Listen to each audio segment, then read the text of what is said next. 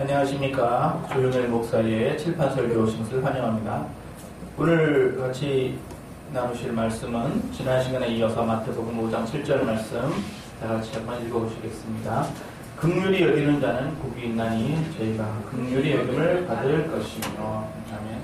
지난 시간에는 의에 줄인 사람이 의에 배부름을 얻는 복을 받았고, 이번에는 긍휼히 여기는 사람이 긍휼히 여김을 받는 그런 복입니다. 여기서 말하는 긍휼은 구체적으로 무엇을 얘기하는 것입니까? 긍휼은 남을 불쌍하게 여기는 것이 긍휼한 마음입니다. 다른 사람을 이제 불쌍히 여기는 마음. 요즘처럼 날씨가 춥고 살기가 어려워지고 연말 연시가 되면은 누굴 찾습니까?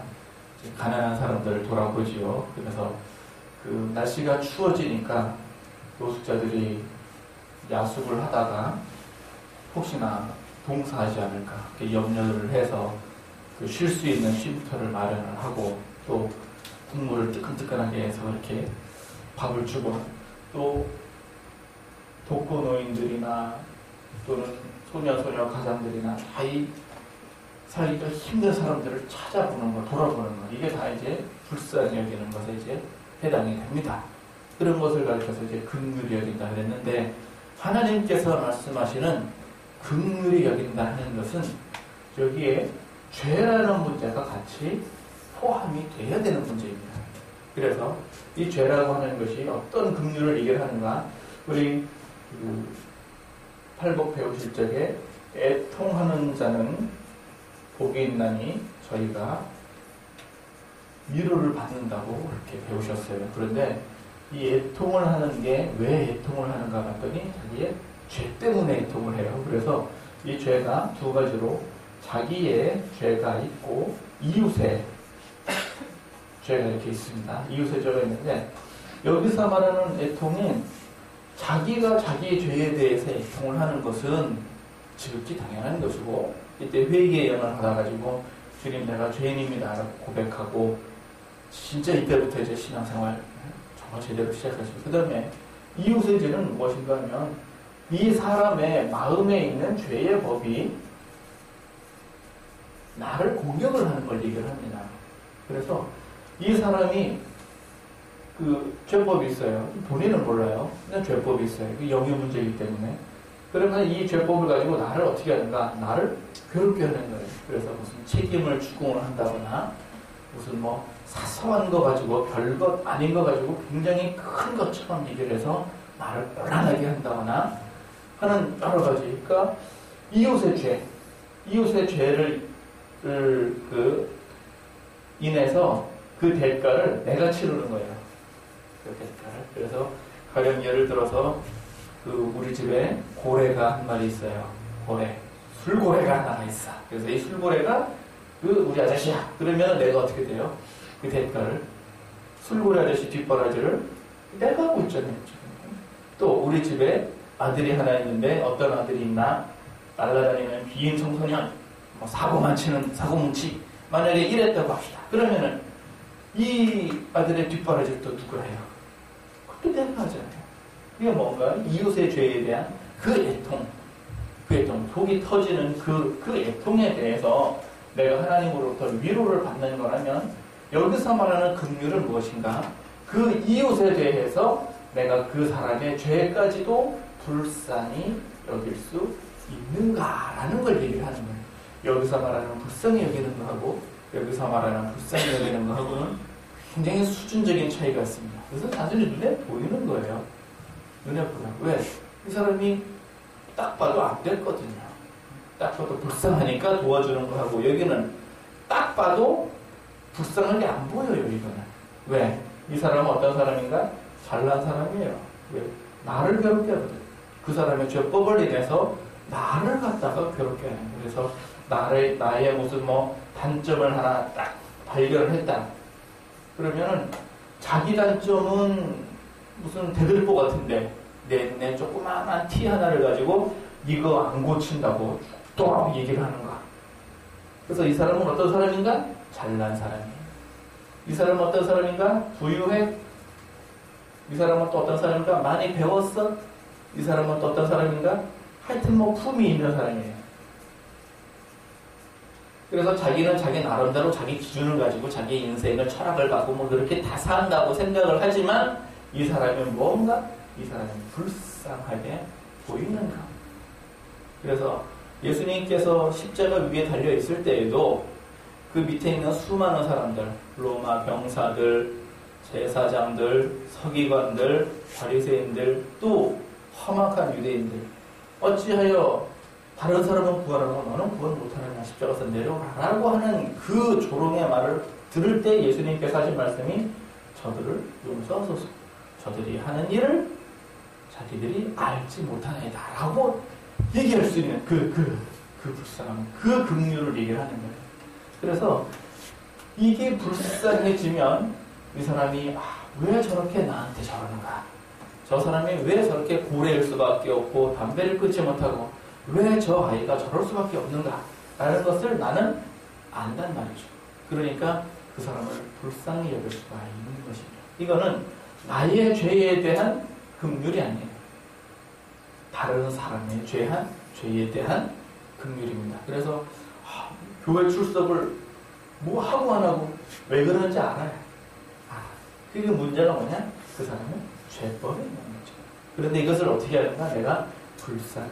그랬을 때에 그 사람에게 대해서 비로소 용서를 할 수가 있습니다. 그때서야 비로소 용서가 됩니다. 그전에는 내가 용서합니다. 애통할 때 속이 터져요. 그래서 이웃의 죄로 괴로워. 이 괴로운데 이때 배우기는 용서라고 배웠으니까 용서합니다. 그거 안 됩니다. 이때는. 용서할 수 있는 여유가 없어요. 내 마음에. 그러나 의의 배부름을 얻고 난 다음에는 그제서야 비로소 내가 용서할 수 있는 여유가 이제 딱 생깁니다. 그럼 이제 용서하는 거예요. 이게 뭐냐? 이게 긍휼입니다. 이걸 가리켜서 공의의 이제 시작입니다. 공의의 시작. 이 긍휼이 공의의 시작. 공의는 무엇인가? 내가 심고 거두는 것이 공의입니다. 공의는 갈라디아서 6장 7절에 사람이 무엇으로 심든지 그대로 거두리라. 단순히 이렇게만 얘기를 하면 공의에 대해서 너무 잘 모르는 거예요. 공의에 대해서 너무 간단하게 생각하시면 이 공의는요, 하나님께서는 이스라엘 사람들한테 계약으로다가 이렇게 주신 거예요. 처음부터. 그래서 신명기 11장에 보시면 하나님께서 내가 너희 앞에 복과 화를 주노니 너희가 내 말을 잘 듣고 내 계명을 잘 따르면 복이 될 것이요, 내 말을 듣지 않고 돌이켜 떠나서 이방신을 섬기면 화를 당할 것이요.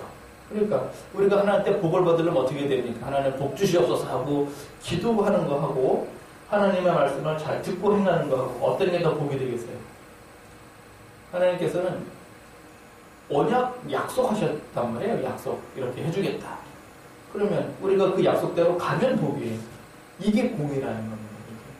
그래서 긍휼히 여기는 사람한테 내가 긍휼히 여기겠다. 이게 하나님의 계약인 거예요. 이것도. 그래서 내가 심은 대로 거둔다. 심은 대로 거둔다. 내가 복을 받기 위해서 어떻게 한다고요? 요 신명기 11장의 말씀을요, 예레미야 11장은 똑같이 말씀하세요. 예레미야 11장. 그래서 거기에도 또 뭐라고 말씀하셨는가? 너희는 삼가 내 말을 청종하고, 그러니까 듣고 내가 너에게 가르친 분번 모든 걸 명한 모든 것을 지켜 행하라. 같은 얘기예요. 같은 얘기. 그러면 또 복이 될 것이요, 듣지 않고 이방신에서 섬기면 또 화가 될 것이요. 그러니까 나는 하나님 앞에 복을 주시옵소서라고 밤낮 부르짖어 기도하면서 나는 안 듣고 안 행하면 복이 올까요? 화가 올까요? 이건 화가 옵니다. 왜? 이게 공의라는 거예요. 이게. 하나님께서는 그렇게 하시겠다라고 언제 말씀하셨습니까? 아주 오래전에 말씀하셨습니다. 그리고는 성경에다 기록을 하셨어요. 이게 공의라는 거예요. 그래서 나는 하나님 앞에 복 주시옵소서라고 한마디도 한 적이 없지만 내가 잘 듣고 행하면 그러면 복이 된다. 복이 되듯 이게 심고 거두는 거예요. 이 개념 그대로 공의가 뭐냐? 심고 거두는 것인데 긍휼을 심어서 긍휼을 거둔다는 얘기예요. 그래서 긍휼을 심고 긍휼을 거둔다. 이게 뭐냐? 내가 용서해. 용서. 그래서 용서함으로 말미암아 용서하라. 그럼 너희가 용서받을 것이요. 중요한 얘기입니다. 마태복음 14장에 보시면 1만 달란트와 100데나리오에 관한 비유가 나옵니다. 내가 용서를 하고 용서를 받는다는 것은 굉장히 중요한 얘기예요. 1만 달란트와 100데나리오. 이 비교가 안 되는 금액입니다. 1만 달란트나 100데나리오입니다. 어떤 왕이 회개를 했어요. 장부를 뒤적이면서 이제 돈이 얼마가 들어오고 얼마가 나가고 쭉 봤더니 어떤 신하가 있는데 1만 달란트 빚을 졌어요. 그 빚을 졌으니까 이거 갚아라. 그러니까 그 신하가 돈이 없습니다. 못 갚습니다. 조금만 참아주십시오. 그러니까 돈이 없는데 어떻게 해요? 그냥 다 탕감을 해줬어요. 왜? 왕이니까 부자니까. 그래서 다 탕감을 해줬어요. 이 사람이 집에 가면서 100데나리온 빚진 사람을 만났어요. 옳았구나 잘됐구나. 그 사람 목을 부여잡고 너 왜 100데나리온 안 갚냐? 내가 갚을게요. 조금만 기다려주세요. 어림없는 소리 하고서 감옥에 가뒀어요. 그랬더니 이 사실을 안 신하들이 임금님한테 일렀어요. 근데 임금님이 내가 널 1만 달란트나 탕감해 줬는데 너는 왜 100데나리온을 탕감을 못 해주느냐? 그래 이걸 갚으라고 감옥에 가둬버렸어요. 이 비유의 말씀이거든요. 이게 뭐냐면요. 내가 내 죄를 예수님의 십자가 보혈로 말미암아 깨끗하게 싹 사함받았습니다. 언제 사함받았습니까? 성령 받을 때 사함받았습니다.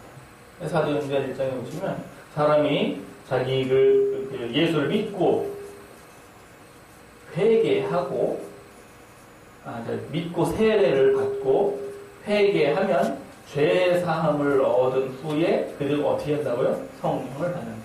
이렇게 해서 성령을 받았어요. 성령을 받았어요. 그러면서 1만 달란트를 탕감을 받았어요. 그러면 내 이웃의 죄 100데나리온. 이웃의 죄는 뭔가? 요거. 이웃이 나를 좀 귀찮게 한 거.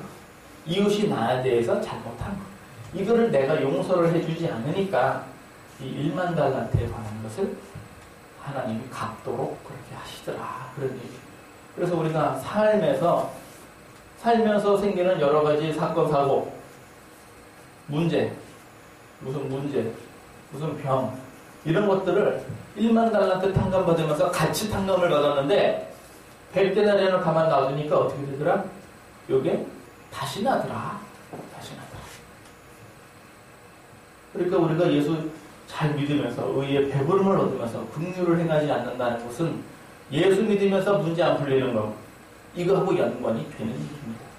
그래서 오늘 주신 말씀 이제 정리를 하시면 내가 무엇으로 씹든지 그대로 거두리라.